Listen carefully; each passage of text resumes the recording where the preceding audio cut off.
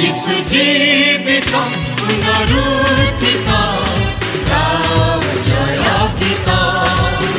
जिसु जीवित पुनरुत्थित गाओ जय गीत शून्य समाधि कहुछि आजी शून्य समाधि कहुछि आजी नुहति से मृत जिसु जीवित पुनरुत्थित गाओ जय गीत जिसु जीवित पुनरुत्थित गाओ जय गीत गाओ जय गीत। ख्रीष्टଙ୍କ ଯୋଗରେ ସ୍ନେହର ଭାଇ ଭଉଣୀ ମାନେ ସମସ୍ତଙ୍କୁ ପୁନରୁତ୍ଥାନ ନମସ୍କାର ଏବଂ ସମସ୍ତଙ୍କୁ ସ୍ୱାଗତ। ଏବେ ଆସନ୍ତୁ ଆଜି ଆମେ ମାସେ ପରେ ଆଉ ଗୋଟେ ନୂଆ ବାକ୍ୟ ଆମେ ଶ୍ରବଣ କରିବା। ଏ ବାକ୍ୟ ପରିବେଷଣ କରିବା ପୂର୍ବରୁ ଆମେ ପବିତ୍ର ଧର୍ମଗ୍ରନ୍ଥରୁ ଗୋଟିଏ ବାକ୍ୟ ପାଠ କରିବା, ପଠିତ ବାକ୍ୟ ଉପରେ ଅଳ୍ପ ପ୍ରାର୍ଥନା କରି ବାକ୍ୟ ପରିବେଷଣ କାର୍ଯ୍ୟ ଆରମ୍ଭ କରିବା। ବାକ୍ୟଟି ଆମେ ମାଥ୍ୟୁ ସୁସମାଚାର 28 ଅଧ୍ୟାୟ 5-6 ନେବା। ଯଦି ଆପଣଙ୍କ ପାଖରେ ବାଇବେଲ ଅଛି ତାହେଲେ ଆପଣ ଖୋଲନ୍ତୁ ମାଥ୍ୟୁ 28 ଅଧ୍ୟାୟ 5 ଏବଂ 6। ବାକ୍ୟଟି ଏହି ପ୍ରକାର ଲେଖାଯାଇଛି, ଭୟ କର ନାହିଁ, କାରଣ ମୁଁ ଜାଣେ ତୁମେ କ୍ରୁଶିତ ଯୀଶୁଙ୍କୁ ଖୋଜୁଅଛ। ସେ ଏଠାରେ ନାହାନ୍ତି, ପୁନରୁତ୍ଥିତ ହୋଇଅଛନ୍ତି। ପ୍ରଭୁଙ୍କର ସୁସମାଚାର ଜୟ। ତେବେ ଆସନ୍ତୁ ପ୍ରାର୍ଥନା କରିବା। ସକଳ ପ୍ରଶଂସା ମହିମା ଗୌରବ ପରାକ୍ରମ ସବୁ ତୁମରି ପବିତ୍ର ନାମରେ ହେଉ। ହେ ଦୟାମୟ ପରମେଶ୍ୱର, ଆଦାମ ଏବା आज्ञा लंघन करी जो अमर जीवन हरैथिले से अमर जीवन फेरे आनिबा पई प्रभु जीशु कलवारी क्रूस पर मृत्यु पर्यंत आज्ञा बही से अमर जीवन फेरे आनी थिबारु आमी तुमको धन्यवाद ज्ञापन करूछु। हे प्रेममय पिता, जॉन सुसमाचार 14 अध्याय 26 पद तुम्हें कहल, जेतेबेले से पवित्र आत्मा तुम निकट को आसवे से पवित्र आत्मा ही तुम मन को समस्त विषय शिक्षा देवे एवं मु कही कथा मन पकईदेवे। आज प्रार्थना करुछु से पवित्र आत्मा प्रेरण कर, से पवित्र आत्मा ही मोर मुख शिवदी कथा कहतु एवं आज प्रभु जीशुर पुनरुत्थान विषय आम को शिक्षा प्रदान तो करतु। जेपरी प्रभु जीशुर पुनरुत्थान पर आम आमर विश्वास दृढ़ीभूत करी आम परित्राण पाइबा योग्य हेबु। यही प्रार्थना प्रभु जीशु नाम रे एवं चिरधनिया कुमारी माँ मरिया को मध्यस्थ भिक्षा गुरु पिता आमेन। तेबे आसंतु आज आमे वाक्य परिवेषण कार्य आरंभ करिबा। आज्ञा लंघन करी आदाम एवं एबा जो अमर जीवन हराई थिले मृत्यु पर्यंत आज्ञा बहुत द्वारा प्रभु जीशु से ही अमर जीवन को फेरे आनिबा विषय ही पुनरुत्थान असली अर्थ। तेरे स्नेहर भाई भौणी माने रोमियो 10 अध्याय 9 पद कहे, जदि आमे प्रभु जीशु को परमेश्वर मृत मान मध्य पुनर्जीवित कर विश्वास करवा नहीं ताहले आमे माने परित्राण पाइबा नहीं। तेबे आज आमे देखिबा, यदि प्रभु जीशु नम्र एवं आज्ञाबह द्वारा हरई अमर जीवन को फेरे आनी पारे ताहले आम जीवन रे हरई बसी शांति आनंद उत्तम स्वास्थ्य ईश्वर सानिध्य बा ईश्वर अभिषेक आदि फेरे किपरि आनी आनिबार संभव से विषय आज आम देखा। आसंता आम विस्तृत भाव में ये विषय आम आज शुणा जा। आदि पुस्तक 1 अध्याय 27 रे परमेश्वर मनुष्य को निज रूप एवं सादृश सृष्टि कले एवं प्रज्ञा पुस्तक 2 अध्याय 23 पद आहरी पदे आगक जाई कहले, परमेश्वर मनुष्य को निज रूप सादृश सृष्टि कले एवं अमर जीवन भी गढ़िले सृष्टि कले। प्रज्ञा पुस्तक 2 अध्याय 24 पद कहे, किंतु शैतान रो ईर्षा द्वारा मृत्यु ए जगत मध्य को प्रवेश कला। तेरे स्नेहर भाई भौणी माने आदि पुस्तक 1 अध्याय 2 अध्याय 17 पद परमेश्वर कहले आदम एवा को, तुम उद्यान सबु गचर फल खाईपार किंतु उद्यान मझिरे थिबा से गचर वृक्षर फल तुम खाइब नहीं। जो दिन से वृक्षर फल तुम खाइब अवश्य मरिब। एवं स्नेहर भाई भणी मैंने शैतान प्रलोभन पड़ी आदाम एबा से मना फल खाइले एवं मृत्युवरण कले। कारण रोमियो 6:3 लिखा जाइछि पापर वेतन है मृत्यु। तेरे स्नेहर भाई भणी मैंने तेणु परमेश्वर से माने विच्छेद हेले आज्ञा लंघन करी एवं मृत्युर पराधीन हेले अमरत्व को हरइले। परमेश्वर प्रेम रे मनीष को सृष्टि कले न्याय रे दंड देले सत दयारे विगलित ही यही अमर जीवन को फेरे आने आमर अनंत जीवन को फेरी पाइबापी परमेश्वर परित्राण योजना निर्माण कले एवं तांकर एकमात्र पुत्र को से प्रेरण कले। एवं से प्रभु जीशु ए जगत को आसिले प्रथम जहन 3:8 प्रकार लेखा अच्छी शैतान रो समस्त मंद कार्य को चूर्ण करने विनष्ट करने प्रभु जीशु जगत को आसिले एवं शैतान रो समस्त शक्ति को से चूर्ण कले परास्त कले। एवं प्रेष्णर भाई भणी माने तेणु परमेश्वर से प्रभु जीशु पृथ्वी को आसी शैतान रो शक्ति को चूर्ण करने फिलिपियो 2:7-8 प्रकार आज्ञाबह हेले एपरि जे कालबारी क्रूसर मृत्यु पर्यंत आज्ञाबह ही से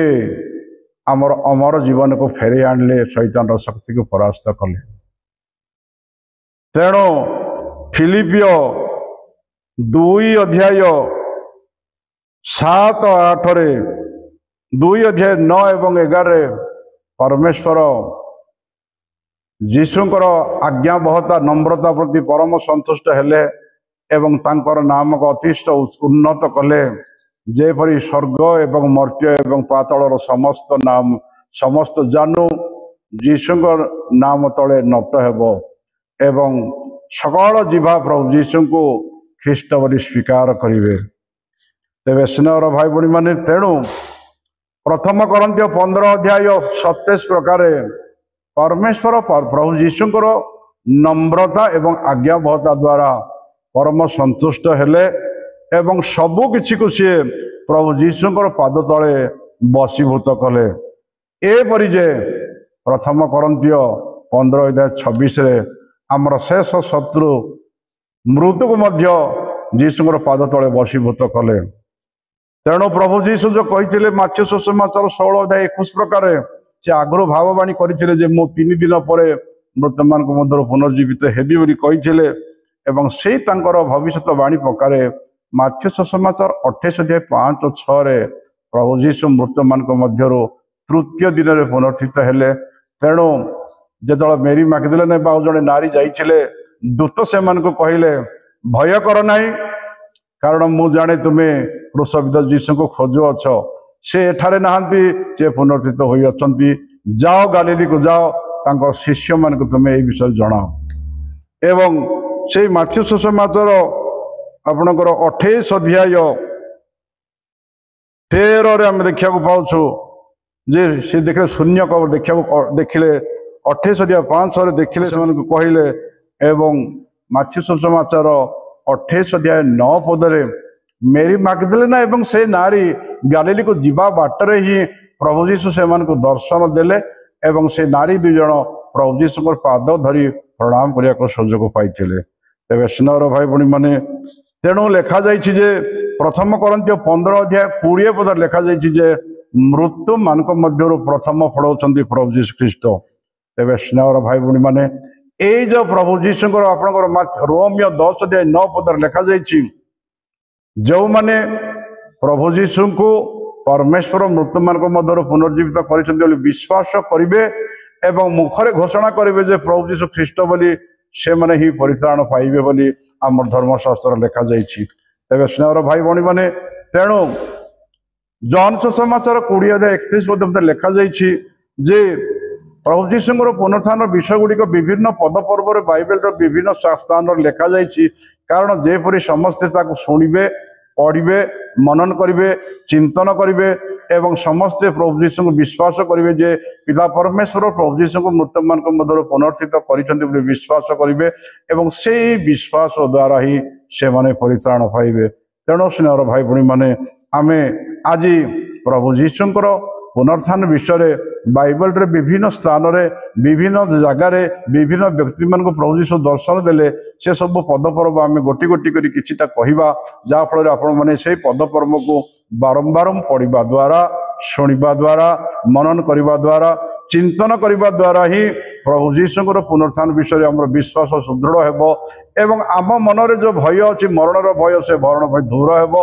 एवं आम माने जो आमे मते दिने जे पुनर्जित हेबा से विश्वास और आशा संचारित हेबो। तेणु आज आम मैंने बाइबल किसी केतर स्थान रे आमे देखिबा को जाउछु जे प्रभु जीशु काहाकू केउ स्थान रे केतळ देखा देले से विषय आम संक्षिप्त भाव में आम आलोचना करने जीवा। प्रथम विषय है माथ्यू सुसमाचार 28:5 मारी मैगदलेना को एवं आउ जड़े नारी को प्रभु स्वर्गर दूत कहले तमें भय कर ना से एठारे नुहति से मृत मान मध्य नहांती से पुनर्स्थित होती जाई शिष्य मान को बोली कहले एवं माथ्यू सुसमाचार 28:9 पदरे आम देखिपुँ जेतल मेरी मैगदलेना जाऊले से रास्ता प्रभु जीशु दर्शन देले एवं से नारी दुई जन प्रभु जीशु पाद धरी प्रणाम कले। माथ्यू सुसमाचार 28:16-17 देखा पाऊँ जेत मान जो पर्वत जा रही शिष्य मान आदेश करते से माने शिष्य माने 11 जन शिष्य माने से पर्वत उपर उपस्थित थे से समय पुनर्थित ख्रीष्ट से आउ थे दर्शन देले एवं शिष्य माने प्रभु जीशु पाद धरी प्रणाम कले। एवं आम देखिपुँ जे लूक सुसमाचार 24:13-31 जीशुंकर मृत्यु पर